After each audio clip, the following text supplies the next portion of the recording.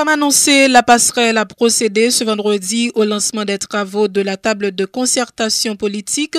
Le porte-parole de la passerelle se félicite de la participation des principaux acteurs concernés par la crise à ces négociations qui se déroulent au Marriott jusqu'à ce dimanche. Il sera question de trouver un accord politique en vue de proposer une alternative commune par rapport à la crise actuelle et de s'entendre sur la gouvernance de la transition post-Jovenel Moïse, a rappelé le professeur Lemaitre Zéphir, qui se montre très optimiste quant à la possibilité de sortir avec une entente.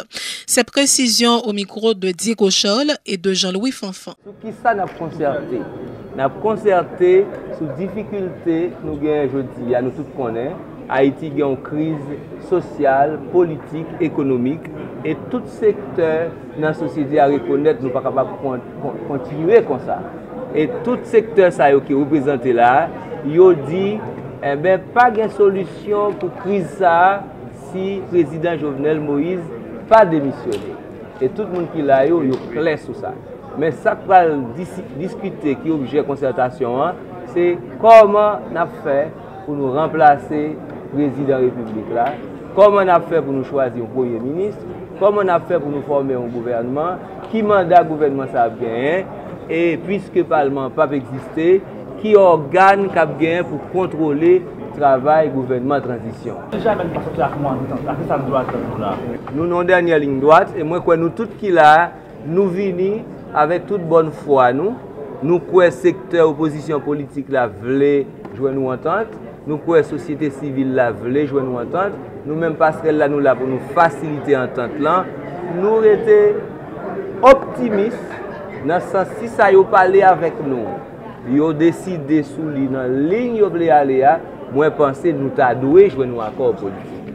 Quand est là, c'est facilitateur nous pas acteurs politiques, nous avons fait effort faciliter la concertation, mais décision, nous avons fait c'est acteurs politiques avec représentants de divers secteurs de la société civile. Donc, voilà. Non, mais ça me parle là, c'est menu 2 jours, 3 jours, 6 et 3 jours. Jeudi à demain, si nous ne pas fini demain, dimanche. Le Forum patriotique de Papaye, marché contre l'alternative consensuelle, le Bloc démocratique et Famille Lavalas, ce sont les principaux regroupements politiques qui ont répondu à l'appel au dialogue de la passerelle. Le leader du parti Unir Haïti, représentant du Bloc démocratique, applaudit lui aussi cette initiative, la qualifiant de pas de la bonne direction. Les organisations populaires et les pétro-challengers sont également représentés à la table de concertation sur la crise. C'est le cas de Samuel Bernard de Lead Haïti et Ricardo Fleuridor de nos papas complices qui disent souhaiter que les intérêts supérieurs de la nation soient privilégiés dans le cadre des négociations. L'un des représentants de l'alternative consensuelle, Yuri Latortue, se réjouit lui aussi de la participation des secteurs clés de la vie nationale à cette discussion, notamment les classes paysannes, syndicales et des affaires, ainsi que des organisations de défense des droits humains. Le sénateur Latortue se montre très optimiste quant à la réussite de ces pourparlers. Ces précisions au micro de Diego Scholl et de Jean-Louis Fanfan. Nous allons faire tout sacrifice nécessaire pour nous arriver à une entente qui va permettre que nous gagnions une bonne transition. Optimiste que tu as entendu ça? Optimiste parce qu'au départ, si nous pas arriver à mettre tête ensemble, ça veut dire que nous ne pas respecter la population qui est dans la rue. La population demande nous à ce que nous changions le système là. Pas de génération spontanée, c'est nous qui là pour le moment. Moi, je pense qu'il faut nous suivre la ligne population. Et il y a une première ligne population au niveau de l'opposition plurielle, c'est pour nous entendre, pour nous arriver à faire ça le mandat. Et pour le faire ça le mandat, il faut que nous ayons un programme de base pour transition, il faut que nous ayons une gouvernance de base. Et c'est sur ça que nous allons parler là, entre le programme et la gouvernance. Est-ce que le sénateur Latortue est conscient de ça capable d'impliquer, de sortir là sans entente? C'est un bagage que nous-mêmes nous pas souhaité. Moi-même, je viens là personnellement, c'est parce que moi, je crois qu'il faut entendre. Je dis, si je avez l'autre bagage pour me faire, parce que nous tous connaissons ça déjà. En pile travail mal fait dans les organes. Mais il y a 10 femmes là, et comme moi-même moi connais forme là pour me faciliter et entente là, moi-même moi vini là et me penser aucun sacrifice, hein, tout sacrifice est bon pour le pays, aucun sacrifice n'est plus grand pour ce pays et je pense que nous allons le chita. C'est commencé grand. La conférence de presse, nous c'est hier, même alternative là est fixée jusqu'à demain midi. Pour je nous entends sinon à quitter table là. Ça là, c'est correct comme attitude. Nous croyons que dans la méthodologie, il y a des problèmes, c'est peut-être ça nous fixer. Je dis à nos travail sur la méthodologie, nous jouons un certain point d'attente et nous croyons que nous-mêmes nous avons arrêté jusqu'à ce que nous joignions un accord. Nous avons prêté choix que nous jouons. Nous avons arrêté, normalement nous avons bonne volonté, à moins que nous ayons dit une mauvaise foi. L'ultimatum, midi 30, demain, il n'y a pas encore. Écoute, c'était avant cette pré-rencontre. Okay. À partir de pré-rencontre là, nous allons travailler sur une nouvelle méthodologie et je pense que l'objectif c'est d'atteindre une attente pour que nous arrivions et justement à travers l'opposition présenter un plan final. Le docteur Réginald Boulos du mouvement Troisième Voie participe lui aussi à la table de concertation politique. Il dit souhaiter que les solutions qui seront trouvées à l'issue des négociations reflèteront les intérêts supérieurs de la nation. Le docteur Réginald Boulos avec Jean-Louis Fanfan. On est que il y a différents groupes qui ont depuis presque 18 mois pour que le président Jovenel soit capable de démission pour nous monter une transition fondatrice. Transition fondatrice veut dire une transition qui porte nous avec une nouvelle constitution, un dialogue national, conférence nationale souveraine qui a et revoit bilan pays à date et aussi la vision du pays pour les 25 prochaines années. Mais nous goumens séparés pendant longtemps. Et je dis à nous décider que tout le monde qui a goumens pour départ Jovenel là, il faut que nous soyons capables d'offrir au pays une solution unique, une solution unitaire, une solution que le peuple a retrouvée là-dedans. Parce que vous avez des gens qui ont goumens, des barricades, pour rejoindre la santé, pour rejoindre l'éducation, pour rejoindre la justice, pour être capable de dormir posé, pour boutique qui marcher, pour petits machins capables de travailler, pour motocyclistes capables de travailler. Et vous avez l'autre monde qui goumens l'autre gens, ou des intellectuels qui goumens aux gens, ou d'autres partis politiques qui font d'autres combats. Mais il faut tout le monde ça mettre ensemble.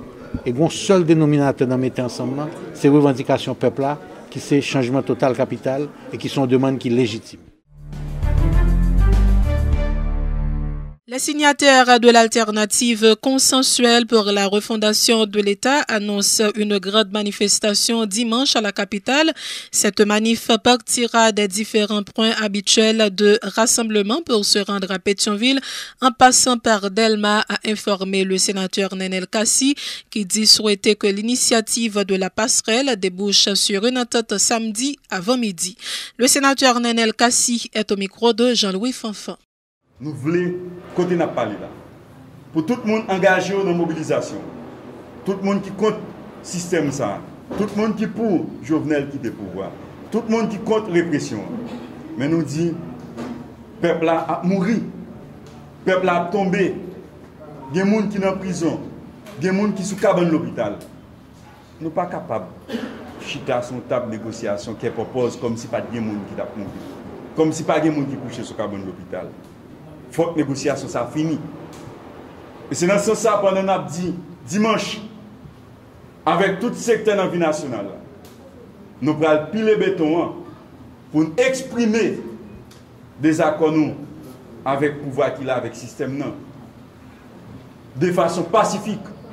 Parce que nous voulons petit monde, grand monde, femmes, enceintes, tout le monde pour nous la ria dimanche. Tout ce secteur qui est sorti, et je crois qu'il y a des collègues sur elle qui peuvent parler de ça.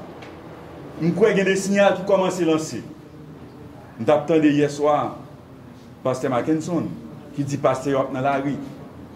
Je crois qu'il y a des artistes actuellement qui ont enregistré spot pour porter support à la manif dimanche. Je crois qu'il y a de l'autre secteur qui ont commencé à organiser pour tout dans la rue. Pour d'une seule voix, pour y aller parler. Le président Jovenel Moïse a présenté ses sympathies non seulement aux victimes de l'incendie du minibus au Champ-de-Mars, mais aussi à celles enregistrées dans d'autres circonstances, y compris des policiers. Le chef de l'État a promis d'œuvrer en faveur de la stabilité et de la paix, indiquant qu'il ne va pas répandre la violence par la violence. Jovenel Moïse, qui a décoché des flèches en direction de l'opposition, a dit une fois de plus que c'est à travers les élections qu'elle doit chercher à acquérir le pouvoir. Il prône à nouveau le dialogue pour résoudre la crise. Les propos du président Jovenel Moïse ont été recueillis par Gido Terroné. Tout le monde qui a velléité pour prendre pouvoir en Haïti suspend le prêcher violence. Parce que si c'est dans le prêcher violence que message pour votre peuple là, vous pensez qu'on est capable de joindre, le peuple n'a jamais voté pour. Parce que ce n'est pas nous qui disons, c'est la loi. Seuls gens pour venir président, pour venir sénateur, pour venir député, pour venir magistrat, pour venir Kazek, Azek avec délégué ville, faut que c'est les gens qui regardent dans la télévision. Les gens qui regardent sur les réseaux sociaux, c'est eux avec gros armes, toujours dire que vous avez dans la carte électorale, vous avez un bon pouvoir. Si c'est notre violence pour demander au pouvoir, c'est difficile pour nous barouler la violence. Violence, c'est violence que ça engendre. Et c'est pour ça que nous-mêmes nous prenons décision de nous dire, pour ne pas répondre violence politique par la violence, nous prenons décision pour nous répondre violence politique par le dialogue. Je dis dans ça, il y a des visages politiques que nous connaissons là. Des gens qui ont fait politique longtemps dans le pays, mais qui comprennent que politique, une seule raison d'être politique, c'est pour servir l'autre monde. Un monde qui décide de faire politique pour l'autre bagaille, il faut choisir l'autre bagaille pour faire, parce que politique est faite pour servir le monde. Lorsqu'on président, on doit un serviteur. Lorsqu'on sénateur, il faut son serviteur. Lorsqu'on député, il faut son serviteur. Lorsqu'on magistrat, il faut son serviteur. Ou son Kazek, on doit un serviteur. Ou son Azek, ou bien délégué ville, il faut son serviteur. Ou pas qu'à prendre pouvoir dans notre peuple, et puis pour créer haine et division dans le temps. Depuis jour, je dis à date pour date, fait moins 2 ans, 9 mois sous pouvoir, je ne vais pas suspendre une pression seule. Vivre ensemble, tête ensemble, parce que le pays a bouqué. L'organisation non gouvernementale Médic Haïti dresse un bilan catastrophique des 2 ans du président Jovenel Moïse à la tête du pays. Dans un rapport présenté à la presse ce vendredi intitulé « Diagnostic de la situation d'Haïti avec Jovenel Moïse » qui prend en compte différents domaines, l'ONG estime que la mauvaise gestion du chef de l'État a provoqué la faillite du pays greffée d'une catastrophe humanitaire. Médic Haïti estime nécessaire le changement du système politique actuel afin de mettre le pays sur les rails de la bonne gouvernance et du développement durable. Ulysse Jean Chenet est le PDG de Médic Haïti. Il est au micro de Judex Velima. Le rapport présente une situation alarmante d'Haïti avec Jovenel Moïse au pouvoir. Et c'est un pays en faillite, c'est une catastrophe humanitaire. À tel point, même gouvernement reconnaît que pays est en faillite, même gouvernement reconnaît que nous en face une catastrophe humanitaire, à tel point où le gouvernement fait appel ou bien ils font demande d'aide humanitaire auprès des pays soi-disant amis d'Haïti. Et si nous regardons ensemble des secteurs vitaux de la vie nationale, par exemple, sur le secteur santé, éducation, économie, sécurité publique, on voit réellement c'est vraiment un pays en faillite. Là que nous parlons de concept pays en faillite, c'est du pareil au même quand on parle d'une entreprise en faillite. Lorsque une entreprise en faillite, on gagne deux choix.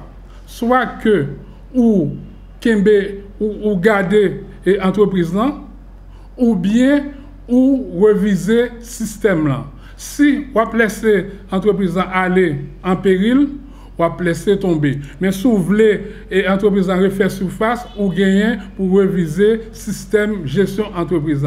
Il en est de même pour un pays en faillite comme le cas d'Haïti. Il faut que nous refassions le système de gouvernance paysan. Parce que, qu'on le veuille ou non, le pays mérite un changement global, un changement en profondeur, un changement radical. C'est en ce sens-là, nous présentons un rapport d'évaluation sur la situation actuelle paysan d'une manière à ce que ensemble acteurs qui n'ont politique paysan capable que l'État paysan, il faut que nous fassions en sorte que nous retirions paysan dans le labyrinthe que lié journée aujourd'hui. Un Haïtien sur 3 est dans une situation d'insécurité alimentaire grave en raison de la crise économique, des troubles sociaux et de la baisse de la production agricole, révèle une étude menée en octobre dernier par le Programme alimentaire mondial. Selon les résultats de cette étude, 3,7 millions d'Haïtiens souffrent d'insécurité alimentaire grave et parmi eux, plus d'1 million sont en situation d'urgence. Le porte-parole du Programme alimentaire mondial, Hervé Verhaucel, a souligné ce vendredi à Genève que la sécurité en Haïti a entravé les efforts du PAM et d'autres organisations humanitaires pour atteindre les personnes dans le besoin au cours des 7 dernières semaines. Monsieur Verhaucel a indiqué que l'insécurité alimentaire a augmenté de 15% dans les zones rurales depuis la dernière analyse effectuée en décembre 2018. Il a averti que la situation devrait se détériorer davantage sans assistance immédiate, soulignant que le nombre de personnes ayant besoin d'une aide alimentaire urgente passera de 3,7 millions à 4,1 millions en mars 2020. C'est le temps d'une pause, on vous revient.